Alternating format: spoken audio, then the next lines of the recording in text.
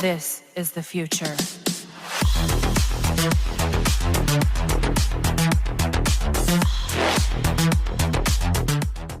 इस मूवी में आपको टाइम ट्रेवल और टाइम लूप दोनों ही देखने को मिलेगा, इसलिए वीडियो को पूरा देखें। मूवी बहुत ही बढ़िया है। तो फिल्म की शुरुआत होती है और हम देखते हैं हमारे मेन कैरेक्टर जॉन को। ये अपनी गर्लफ्रेंड हेलेना के साथ एक पार्टी में गाना गा रहा था। ये आज बहुत खुश था। तभी इसकी आंख खुलती है और हमें पता चलता है कि ये सपना देख रहा था। ये फिजिक्स का एक प्रोफेसर है जो अपने स्टूडेंट को क्वांटम फिजिक्स के बारे में समझा रहा था। इसके बाद ये अपने लैब में आता है जहां इसकी सीनियर सेंड्रा इसको अपना काम जल्दी खत्म करने को कहती है। जॉन कहता है मेरा काम लगभग खत्म हो चुका है, मगर जब भी हम टेस्ट शुरू करते हैं पावर कट हो जाता है। इसमें और भी ज्यादा बिजली की जरूरत है। असल में जॉन अपने साथी माइक के साथ मिलकर एक टाइम ट्रेवल मशीन बना रहा था। सेंड्रा कहती है मुझे प्रॉब्लम नहीं, रिजल्ट चाहिए। अगले दिन जॉन एक लड़के को लेकर यहाँ आता है। माइक पूछता है कौन है ये और इसे यहाँ क्यों लाए हो। जॉन इसे बताता है कि ये लड़का पूरे शहर की बिजली हमें यहाँ ला कर देगा और आज हम इस मशीन को टेस्ट करेंगे। माइक कहता है ऐसा करना गैर कानूनी है, अगर कुछ गड़बड़ हुआ तो हमें जेल भी जाना पड़ सकता है। जॉन कहता है मुझे इसका कोई डर नहीं, मुझे किसी तरह आज इस मशीन को चालू करना है। इसके बाद ये लोग अपना काम शुरू करते हैं। जॉन उस मशीन में जाकर सिस्टम को ऑन करता है। इसे 1991 में जाना था ताकि ये अपने किए हुए गलतियों को सुधार सके। ये लड़का पूरे शहर की बिजली को इस लैब में ले आता है जिससे वो टाइम मशीन ऑन हो जाता है और देखते ही देखते मशीन के अंदर एक वार्म होल क्रिएट होता है और जॉन का शरीर छोटे छोटे कणों में होकर यहाँ से गायब हो जाता है। ऐसा होने पर पूरे शहर की बिजली कट हो जाता है। दूसरी तरफ जॉन को एक बेसमेंट में होश आता है। इसे ऐसा लग रहा था जैसे ये नशे में हो। ये किसी तरह टैक्सी में बैठकर अपने घर आता है। टैक्सी ड्राइवर अपना 25 रुपए मांगता है, जिस पर जॉन इसे 50 रुपए देता है। टैक्सी वाला कहता है ये नकली है। जॉन कहता है ये एकदम असली नोट है, चाहे चश्मा पहनकर देख ले। ये सुनते ही टैक्सी ड्राइवर इसको अपनी टैक्सी से बाहर फेंक देता है।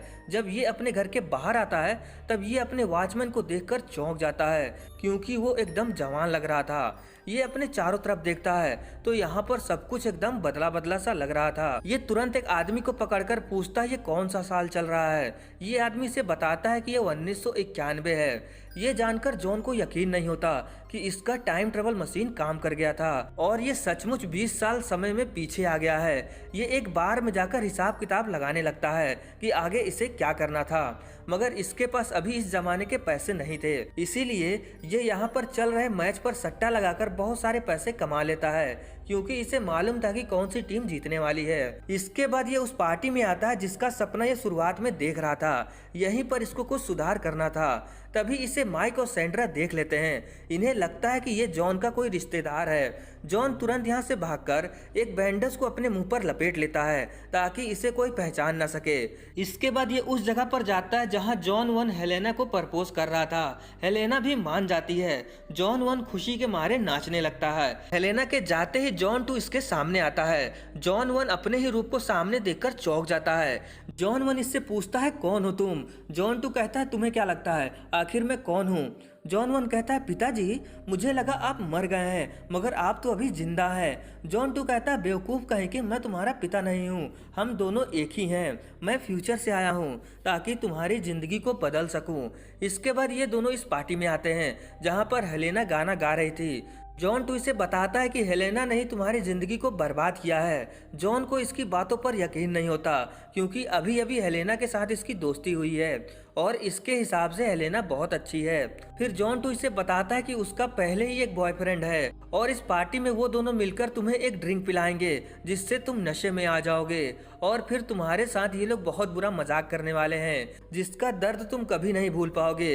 इसीलिए जैसा मैं कहता हूँ वैसा ही करो। जॉन वन इसकी बात मान लेता है। इसके बाद रिचर्ड जो हेलेना का बॉयफ्रेंड था वो एक ड्रिंक में नशीली चीज मिलाकर इसे पीने को देता है, मगर इस बार जॉन को मालूम था कि इसमें कुछ मिलाया हुआ है। इसीलिए जॉन अब रिचर्ड को ये ड्रिंक पीने को कहता है। अब मजबूरी में रिचर्ड को ये ड्रिंक पीना पड़ता है।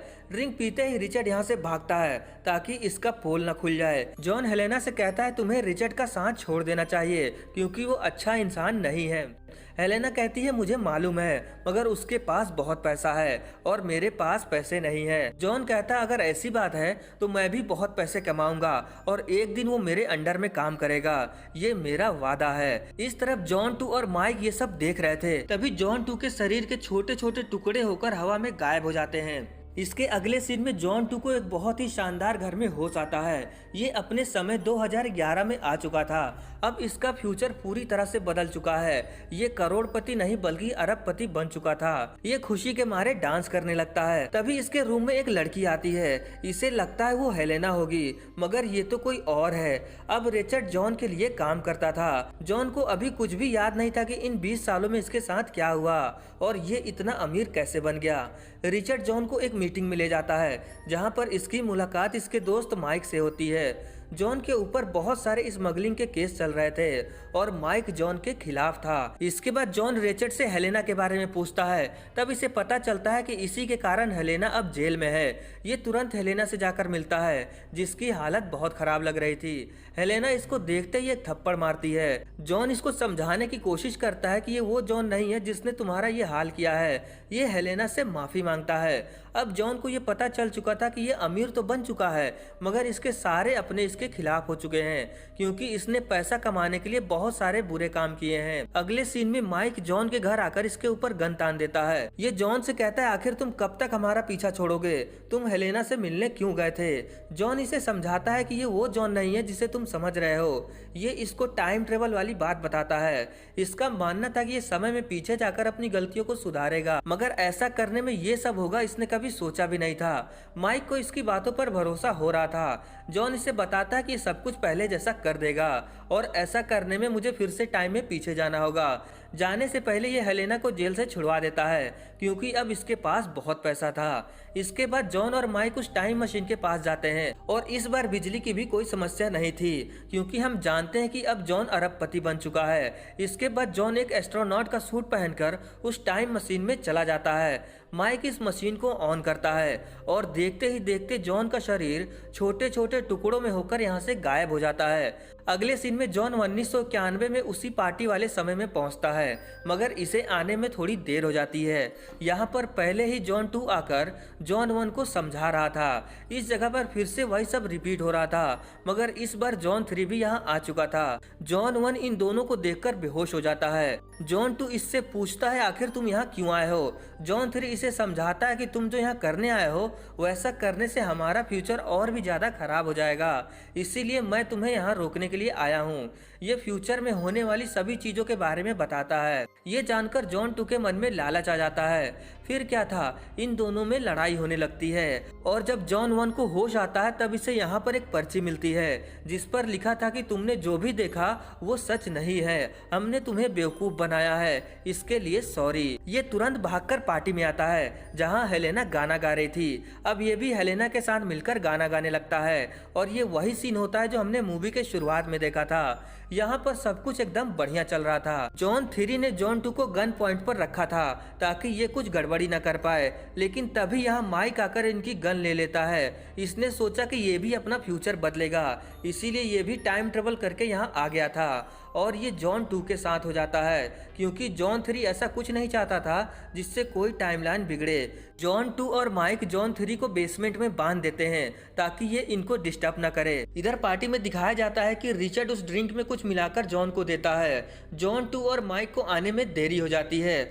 और इस बार जॉन वो ड्रिंक पी लेता है। जॉन 1 नशे में कुछ हंगामा करे इससे पहले ये दोनों इसको अपने साथ ले जाने लगते हैं, मगर रिचर्ड इन्हें रोकने की कोशिश करता है, जिस पर जॉन 2 इसे घूसा मारकर बेहोश कर देता है। इसके बाद ये दोनों हेलेना और जॉन को किडनैप कर लेते हैं। इधर बेसमेंट में जॉन 3 यहाँ से आजाद होने की कोशिश कर रहा था, तभी यहाँ इत्तेफाक से सेंड्रा आती है। जॉन 3 इससे मदद मांगता है। सेंड्रा पूछती है, आखिर तुम हो कौन? फिर जॉन इसे पूरी कहानी बताता है, मगर सेंड्रा इसकी बातों पर यकीन नहीं कर रही थी। फिर ये इसको अपना मोबाइल दिखाता है और फ्यूचर की सारी चीजें इसे बताता है, जिस पर सेंड्रा को इसकी बातों पर भरोसा हो जाता है। इधर जॉन 2 और माइक हेलेना और जॉन 1 को इसी जगह पर ले आते हैं। जॉन 1 इन दोनों को देखकर फिर से बेहोश हो जाता है।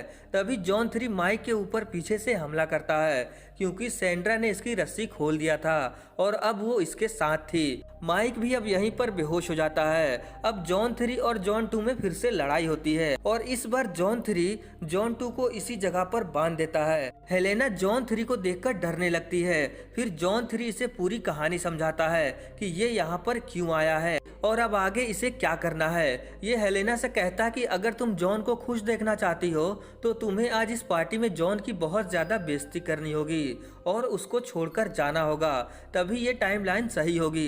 इसके बाद जॉन तुमको आज ही के दिन 2011 में मिलेगा, ये मेरा वादा है। हेलेना ऐसा करना तो नहीं चाहती थी, मगर ये जॉन को खुश देखने के लिए कुछ भी करने को तैयार थी। ये जॉन 1 को स्टेज पर लाते हैं और रिचर्ड इसको बर्ड बनाकर सबके सामने इसका मजाक उड़ाने लगता है। सैंड्रा ऐसा होने से रोकना चाहती थी, मगर जॉन 3 इसे मना कर देता है क्योंकि ऐसा होना जरूरी था। तभी यहाँ हेलेना आकर इसका मजाक उड़ाकर इसका नाम जीरो रखती है। इधर बेसमेंट में जॉन 2 और माइक अपनी रस्सियां खोल लेते हैं। जॉन 3 उदास होकर बेसमेंट में आ रहा था। इधर हेलेना जॉन को छोड़कर रिचर्ड के टीम में शामिल हो जाती है। अब एक एक करके माइक और ये दोनों जॉन यहाँ से गायब हो जाते हैं, मगर यहाँ पर बेचारे जॉन 1 की बहुत ज्यादा बेइज्जती होती है।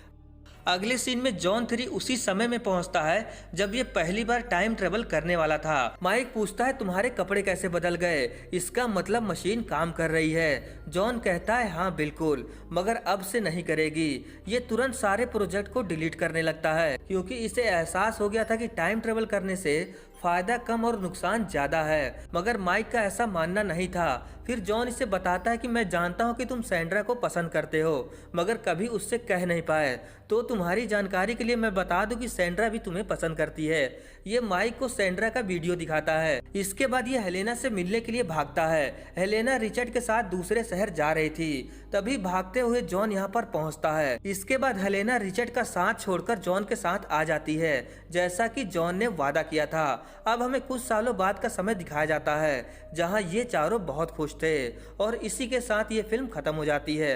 अब शॉर्ट में इस मूवी की कहानी को समझिए तो इस मूवी की कहानी ये थी कि जॉन नाम का एक आदमी जिसके साथ कॉलेज में बहुत बुरा हुआ और इसकी गर्लफ्रेंड भी इसको छोड़कर चली गई, मगर ये पढ़ने में बहुत तेज था और इसने अपने दोस्त के साथ मिलकर एक टाइम ट्रेवल मशीन बनाया जो असल में सैंड्रा का आइडिया था। इसी ने जॉन को मशीन बनाने को कहा था। मशीन बनाने के बाद जॉन टाइम में पीछे जाकर अपनी गलती को सुधारता है, मगर ऐसा करने में इसका फ्यूचर और भी ज्यादा बुरा हो जाता है। ये फिर दोबारा टाइम में पीछे जाता है ताकि जो जैसा था वैसा कर सके, मगर वहां जाने के बाद इसे पता चलता है कि इसके साथ जो भी बुरा हुआ था वो इसके ही वजह से हुआ था, क्योंकि जॉन ने ही अपने साथ ये मजाक करवाया था।